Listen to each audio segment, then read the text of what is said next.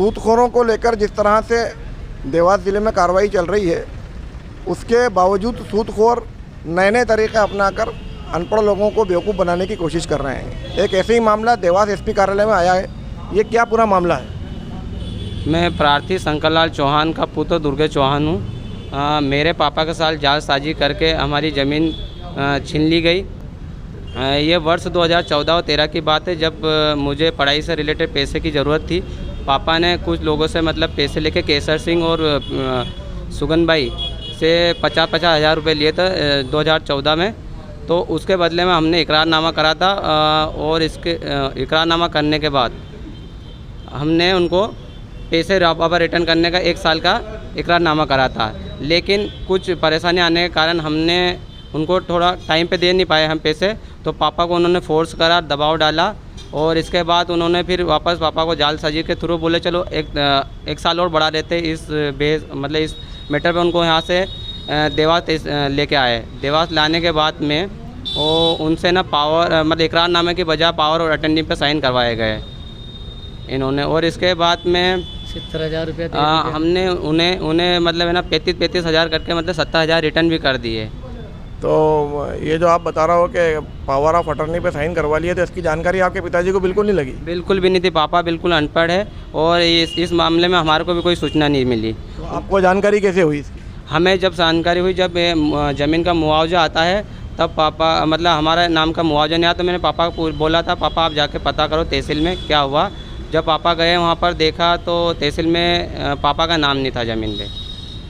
उसके बाद में फिर जब पता चला तो नाम करवाने के लिए मोनू वकील मयंक व्यास करके वकील साहब है, उनके पास पापा गए कि वकील साहब मेरे साथ ऐसी घटनाएं हुई। उन्होंने पापा को बोला कि सब हो जाएगा, आपका दिलासा, आपका ज़मीन भी आपके पास आ जाएगी, आप हमारे पास आओ। बोले केस दो मुझे और मैं आपके करवाऊँगा। तो मोनू वकील साहब के साथ फिर पापा ने हमने उनको 20,000 रुपये भी दिए। उन्होंने हमें ये दिलासा दिया कि आपका दीवानजी दावा लगा दूंगा, आपका नामांतरण नहीं होने दूंगा, और ये कुछ भी नहीं करा उन्होंने। और हमने उनको 25,000 केस दे दिए थे और हमने इसी के बाबत में दिए थे उनको 25,000 की दीवानजी दावा लगाया जाए। तो जैसे कि आज ये जैस और भीम आर्मी दोनों आज आपके साथ मौजूद हो, तो क्या इनके पास आप अपनी समस्या लेकर गए थे क्या? हाँ, इनके पास, क्योंकि संगठन में अकेले हम 3-4 बार यहाँ पे आवेदन दे चुके हैं, एसपी ऑफिस, कलेक्टर ऑफिस, अभी तक प्रशासन ने कोई कार्रवाई नहीं की। थाना प्रभारी साहब से भी मिले, जिला सोनका तहसील से, उन्होंने भी कुछ कार्रवाई नहीं की अभी तक। तो आज जैसे मैं देख रहा हूँ कि भीम आर्मी और जेएस के कार्यकर्ता यहाँ पर इनके साथ आए हैं, तो ऐसा क्यों लगा आपको कि इनके साथ आना ज़रूरी है? जब इन्होंने हमें पूरी घटना की जानकारी बताई तो हमें लगा कि नहीं यार, कहीं ना कहीं हमारे लोगों के साथ आज भी अन्याय, अत्याचार, उत्पीड़न होते ही जा रहे हैं। उसी को लेकर हम लोग आज इनके साथ में आए थे कि इन लोगों की हमें मदद करना चाहिए, क्योंकि जिस प्रकार से इनके साथ जो घटना हुई है बहुत ही निंदनीय घटना है। कि जिस प्रकार लोग सूदखोरों के ऊपर जो लगाम सरकार लगाने का जो काम कर रही है, उसी को देखते हुए सूदखोर भी शायद नए नए तरीके अपनाते जा रहे हैं। हमारे ये बाप दादा की ज़मीन ने मेरे साथ मैं लूटे जा रहा हूँ, मेरी कुछ भी मदद की जाए। देखिए, ये हमारे मित्र है दुर्गेश चौहान। इन्होंने इन पे जो आप बीती है वो हमें पूरी विस्तार से, दोनों भाई हमारे यहाँ पर आए और उन्होंने कहा कि भैया हमारे 2014 में हमें पैसे की ज़रूरत पड़ गई थी। हमारे पिता ने इन लोगों से कर्ज़ा लिया था, तो 50-50 हज़ार करके 2 व्यक्तियों से कर्ज़ा लिया था। वो कर्ज़ा जब ये चुकाने गए तो उन्होंने कहा कि भैया हम आपसे कर्ज़ा नहीं लेंगे और आपकी जो ज़मीन है वो हमारे नाम पे हो चुकी है। तब जाके इनको पता चला कि यार हमारे साथ में ऐसा खेल खेला गया।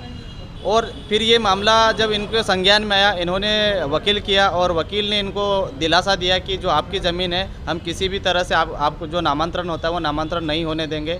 लेकिन आज जब उन्हें पता चला कि उनकी ज़मीन नामांतरण भी हो गई है और उनका जो नाम है, नाम भी हटा गया है और उनको मुआवजा नहीं मिला, तो यही हम इस बात को लेकर यहाँ पर आए कि जो पटवारी इसमें शामिल है, हो सकता है तहसीलदार भी शामिल है, और अभी तक उनकी एफआईआर प्राथमिकी भी दर्ज नहीं की गई है। सोनकच्छ के टीआई साहब ने उनकी प्राथमिकी भी नहीं दर्ज की, क्योंकि ये बहुत बड़ा 420 का मामला है और SC/ST के अंतर्गत मामला दर्ज होना था, लेकिन वो मामला भी दर्ज नहीं हुआ है। तो हम अभी यहाँ पे एसपी साहब से यही निवेदन करने आए हैं कि एट्रोसिटी एक्ट के तहत 420 का मामला अपने SC समाज के साथ में किया गया है, तो उन पर कठोर कार्रवाई की जाए और ऐसे जितने भी जो मामले हैं, जैसे कि वकील साहब ने इनके साथ में जो 420 की है उनको भी तुरंत उनका लाइसेंस रद्द किया जाए, और जो टीआई साहब ने अभी तक एफआईआर नहीं लिखी उनको भी निलंबित किया जाए, और पीड़ित परिवार को उनकी ज़मीन वापस दी जाए।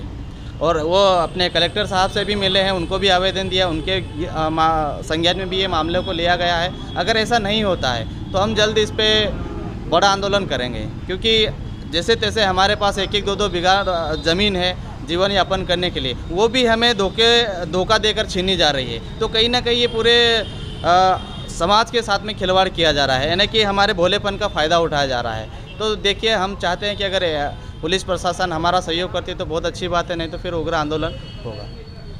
तो जिस तरह से सामाजिक मुद्दों को जयेश और भीम आर्मी दोनों उठा रहे हैं, और नेमावर की घटना में हमने देखा कि इस घटना पर बहुत बड़ा योगदान भीम आर्मी का भी रहा है और जय संगठन का भी रहा है। यहाँ पर भी इनके साथ जो ज़्यादती हुई है, इसको इंसाफ दिलाने के लिए संगठन आज यहाँ पर एसपी ऑफिस में खड़े हैं। देखिए इसमें अधिकारी क्या कार्रवाई करते हैं। धन्यवाद।